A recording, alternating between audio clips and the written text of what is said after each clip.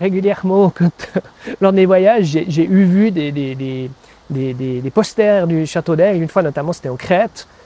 Et c'est assez bizarre d'arriver dans un petit restaurant, mais vraiment perdu dans un village à 3/4 d'heure de voiture, etc. Et on s'assied, on se dit, mais c'est le Château d'Aigle. Voilà.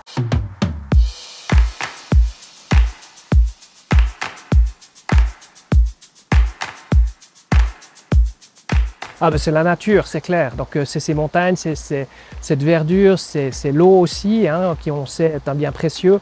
C'est vraiment ça, sur cette nature un peu omniprésente, ces montagnes qui sont des compagnes de route. Je pense qu'en termes d'aménagement urbain, il y a beaucoup de choses qui n'ont pas été pensées comme il faut. Pas forcément il y a 20 ans, mais peut-être plus il y a 30 ou 40 ans. Il y a un certain nombre d'aménagements cyclables notamment qui auraient dû être faits partout dans la région. Au moment où Aigle est devenue capitale mondiale du cyclisme, on aurait dû avoir à ce moment-là déjà un certain nombre de schémas directeurs qui se mettent en place. Ça n'a pas été le cas. On est en train de rattraper le retard. On met la démultiplier parce qu'on a compris que le vélo, ce n'est pas simplement pour les sportifs, c'est aussi pour monsieur et madame tout le monde. À pied avec les transports publics. De prendre un de nos soi-disant petits trains, hein, qui sont magnifiques et qui permettent de découvrir cette région, et puis de passer d'un endroit à l'autre avec aussi des bus, des TPC qui se mettent en 4 pendant l'été, notamment pour permettre des traversées. Je crois que là on a vraiment, je pense que c'est ça, ouais, à pied avant tout.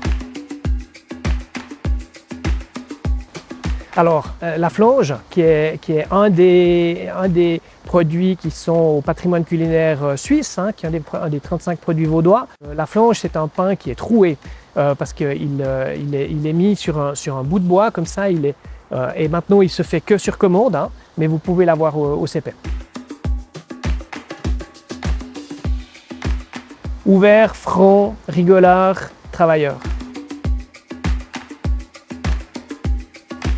Alors, un projet très concret, c'est d'arriver à faire en sorte que la répartition des nombres de sièges par district soit un tout petit peu plus correcte pour que les régions qui sont un peu moins densément peuplées puissent être quand même représentées comme il faut. Et puis, je pense que d'une manière ou d'une autre, le canton doit venir plus en aide des communes, des régions.